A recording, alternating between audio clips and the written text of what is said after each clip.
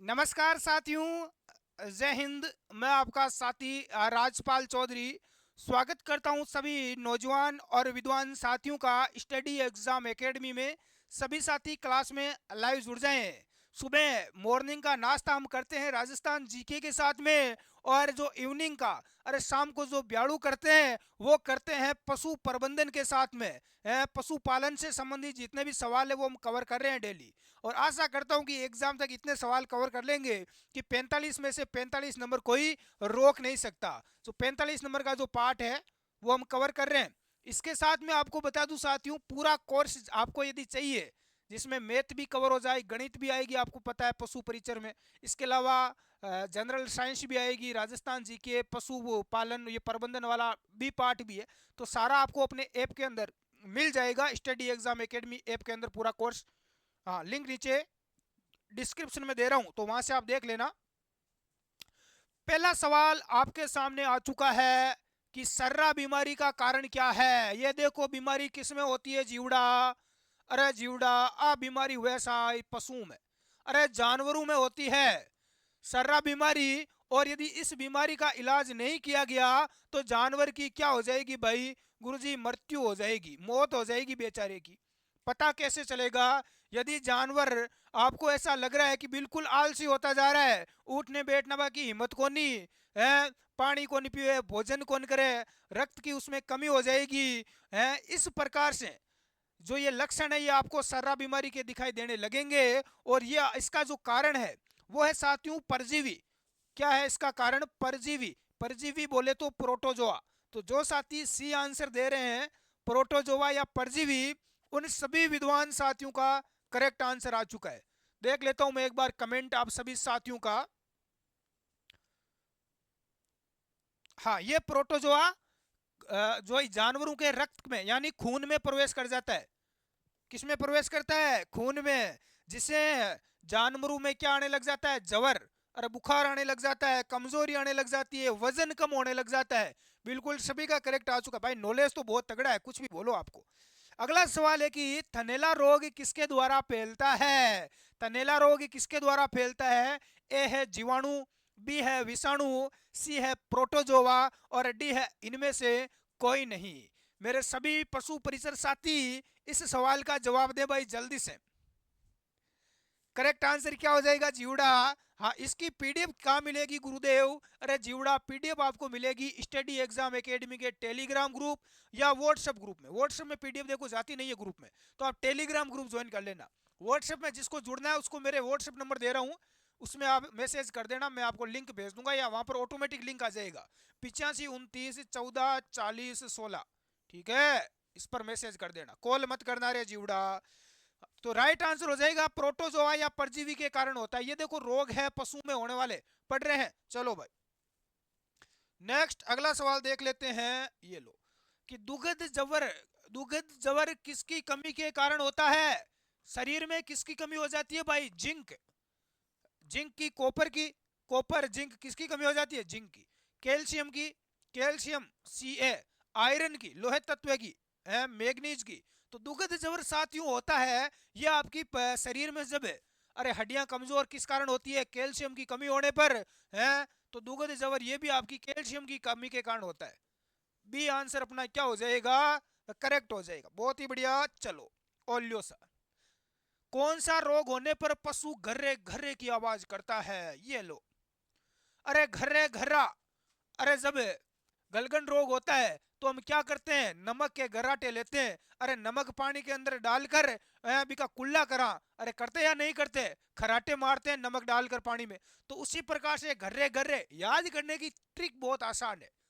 घर्रे घर्रे की आवाज करता है तो ये आपका कौन सा हो जाएगा? गल, गले से संबंधित हो जाएगा, गल गोटू रोग। ठीक है, कौन सा रोग हो जाएगा? गल गोटू रोग। गले से संबंधित हो गया, गला गल से, गला घोट दो है, गल गोटू गला घोट दो, गर्रे गर्रे। तो याद आप रख लोगे, मुझे पूरा विश्वास है जो मैं सवाल बता रहा हूं आप 100% याद उनको जरूर रख लोगे। दुग्ध जवर रोग है किसके कारण होता है भाई? दुग्ध जवर। चलो, अभी हमने पहले देखा था, ये देखो यहां पर किसकी कमी के कारण होता है? कैल्शियम की कमी के कारण होता है, ये हमने पढ़ा। अब सवाल है कि रोग किसके कारण होता है? है जीवाणु, चयापचयी, विषाणु या इनमें से कोई नहीं। चयापचयी किसके कारण होता है, जल्दी से कमेंट करो देखे। जितने भी मेरे विद्वान साथी है, पढ़ाई का जगह हमारा शौकीन जीवड़ा है, तो बाको राइट आंसर बी आएगो सा। बहुत ही बढ़िया, गजब। जो भी साथी बी आंसर दे रहे हैं, तोड़ मरोड़ कर आंसर आ चुका है। सभी साथी लाइक और शेयर कर दें। चलो अगला सवाल है कि प्लेग रोग किसके द्वारा फैलता है। गुरुजी चूहों के द्वारा। लेकिन पशु प्लेग रोग, वैसे तो देखो चूहों के कारण, लेकिन पशु प्लेग रोग किसके द्वारा फैलता है ये पूछा गया है। विषाणु, जीवाणु, प्रोटोजोआ या इनमें से कोई नहीं। जल्दी से कमेंट कर दो। देखें मैं कमेंट देख लेता हूं एक बार।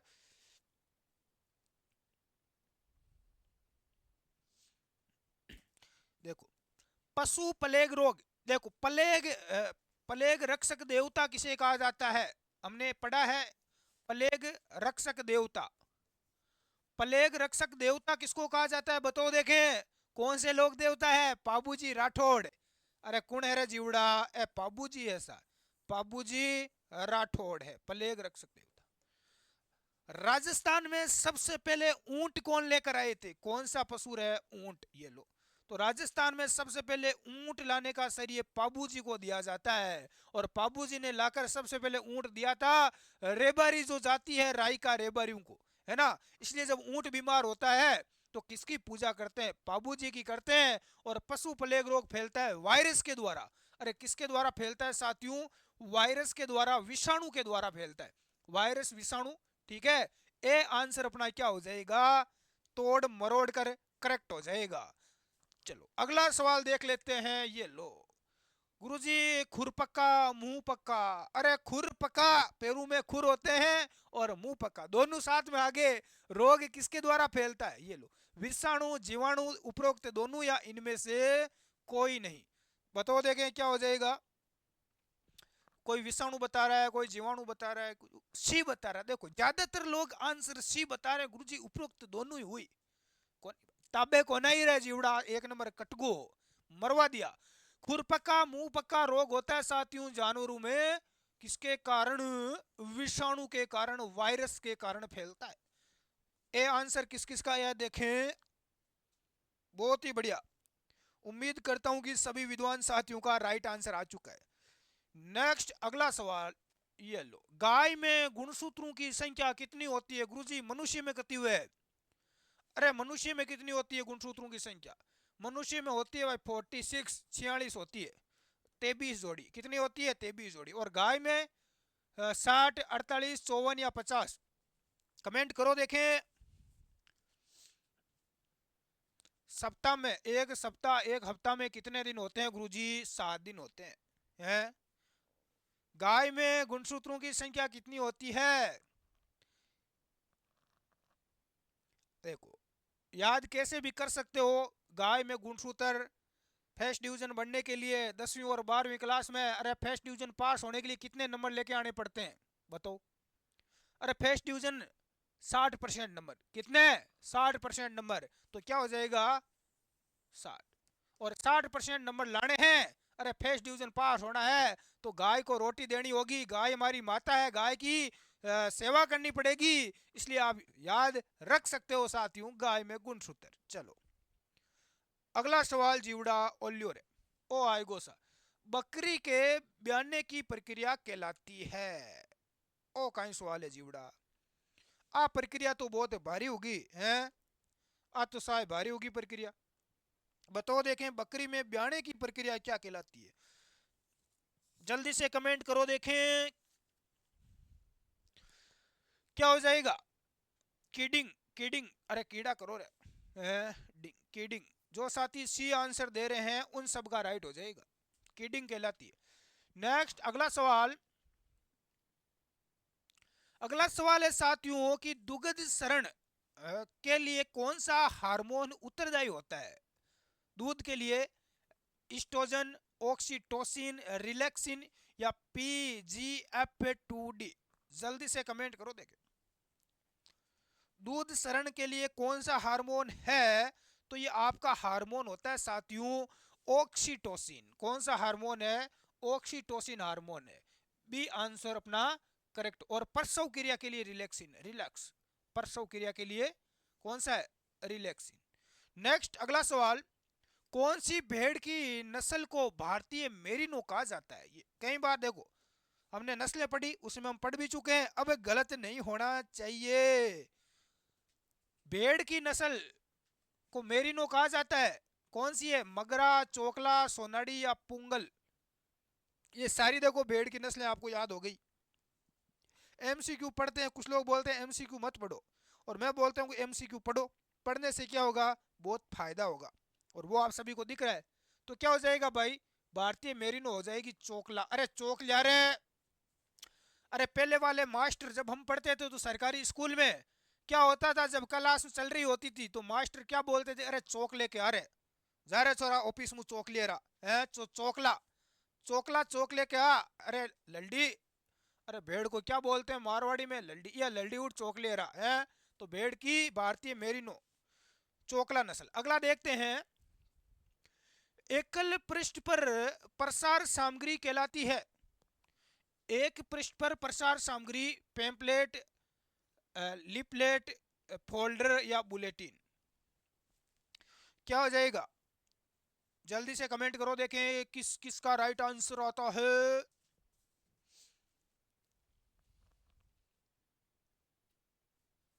क्या हो जाएगा? लिफलेट। लिफलेट बी कौन कौन बता रहे हैं? बी किस किस का आंसर आ रहा है भाई? चलो नेक्स्ट, श्रवण साधन है, सुनने के साधन। अरे सुनने के साधन कौन कौन से हैं? रेडियो है, टेलीविजन है, सिनेमा है या सभी? देखो अब यहाँ पर सभी विद्यार्थी ऑल उपरोक्त सभी बताएंगे, मुझे विश्वास है लगभग 99%। लेकिन सवाल को देखेंगे नहीं, सवाल को नहीं समझेंगे। श्रवण का मतलब होगा या सुनना, सुनने का साधन, केवल सुनने का साधन। टेलीविजन सुनने का भी और देखने का भी दोनों है। सिनेमा में आप सुन भी सकते हैं और फिल्म देख भी सकते हैं, लेकिन रेडियो में केवल आप सुन सकते हैं, देख नहीं सकते। तो ए आंसर क्या हो जाएगा? गुरुजी मेरा राइट हो जाएगा। गुरुजी सवाल आओ तो, लेकिन गलत होगो परीक्षा में तो आ सगड़ा मोटी बीमारी है आपांगे। चलो अगलो सवाल आपांगे सामने कि प्रसार शिक्षा के कितने चरण होते हैं? 3 4 5 6 मरवा दिया रे एक जी आन का ऑप्शन। अब कहीं करा रहे, प्रसार शिक्षा के कितने चरण होते हैं? कितनी? अरे हाथ में पंजे में कितने हैं भाई? अंगुली और अंगूठा, एक अंगूठा और 4 अंगुलियां, 5 है। प्रसार शिक्षा का प्रसार करने के लिए मेरा एक हाथ ही काफी है। अरे प्रसार शिक्षा के कितने चरण है? शिक्षा का प्रसार करने के लिए मेरा एक हाथ ही काफी है। अरे एक हाथ में 4 अंगुलियां और एक अंगूठा, 5 हो गए। तो कितने चरण हो गए भाई? 5 चरण हो गए। कितना होगा जीवड़ा? 5 होगा। चलो सा अगलो सवाल आएगो ऐसा, किसी कार्यक्रम की सफलता के लिए क्या आवश्यक है? व्यापक उसका प्रचार करना। अपना जो ऑनलाइन ये कार्यक्रम चलता है, इसकी सफलता के लिए क्या आवश्यक है? अरे रिजल्ट, ज्यादा से ज्यादा विद्यार्थी क्या हो? सेलेक्ट हो, नौकरी लगे। और यहाँ पर क्या हो जाएगा? व्यापक उसका प्रचार करो, जन सहभागिता लोगों की, दोनों या इनमें से कोई नहीं? कमेंट करो देखे जल्दी से। दोनों, बिल्कुल दोनों हो जाएगी। व्यापक प्रचार तो आपको प्रचार करना है।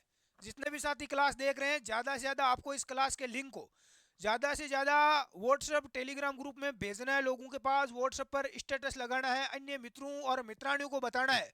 तो आप प्रचार जरूर करें, जन भागीदारी है ना, भागीदारी को ज़्यादा से ज़्यादा बढ़ाना है। अगला सवाल देखते हैं चलो, लेकिन आप करते नहीं हो। पशु गणना 2019 के अनुसार सर्वाधिक गोवंश है, ये देखो। अब तो आ गया भाई 2019 पशु गणना पढ़ लेना भाई, है ना, जरूर पढ़ लेना। सर्वाधिक गायें, गायें कहां पर है? उदयपुर में, नागौर में, जोधपुर में या बीकानेर में? ये मैं करवा चुका हूं। कमेंट करो देखें इस सवाल का जवाब किसका आता है, किसका राइट आता है, देखे कमेंट करना। चलो गूगल पर कोई सर्च नहीं करेगा। डोकिंग से अभिप्राय है, डोकिंग पशु में बाल काटना, सींग काटना, खुर काटना या पूंछ को काट देना? डोकिंग क्या है बताओ, देखे मजा आ गया भाई है। अरे क्या जबरदस्त सवाल है। डोकिंग, अरे डोकिंग क्या होता है? डोकिंग बाल काट देना, पशुओं के सींग काट देना, या उनके खुर काटना, या उनकी पूंछ को काट देना, पूंछ को काटना। डी आंसर अपना राइट हो जाएगा। अगला सवाल है कि हेम में नमी की मात्रा कितनी होती है? 60, 20, 30, 14। छोड़ो। अगला सवाल, एक अच्छे साइजेल में हरे चारे का पोषण मान संरक्षित होता है। एक अच्छे साइजेल में हरे चारे का पोषण मान कितना होता है? तो ये 80 से 85% होता है। कितना? 80 से 85%। अगला सवाल क्या है? ये पशुशाला की सफाई के लिए, पशुशाला की सफाई के लिए फार्मलिन का कितना प्रतिशत घोल काम में लेते हैं? यदि हमें पशुशाला की सफाई करना है तो फार्मलिन का कितना परसेंट घोल हम काम में लेते हैं? 3 से 8%। 3 से 8%। अगला सवाल है कि डीप लीटर पद्धति में कितनी मुर्गियां एक साथ रख सकते हैं? बहुत ही गजब का सवाल है। डीप लीटर पद्धति में कितनी मुर्गियां रख सकते हैं? 500 मुर्गियां, 1500, 10,000 या 250? तो साथियों इसमें ध्यान रख लेना, 250 यानी 250 मुर्गियां एक साथ में हमें रख सकते हैं। नेक्स्ट सवाल है कि ध्यान से पढ़ें एक बार। 5 से 7 दिन में चूजों में कौन सा टीकाकरण किया जाता है? 5 से 7 दिन के जो चूजे होते हैं उनमें कौन सा टीकाकरण किया जाता है, टीका लगाया जाता है? Marek's disease, Ranikhet disease, fowl pox या बर्सल डिजीज?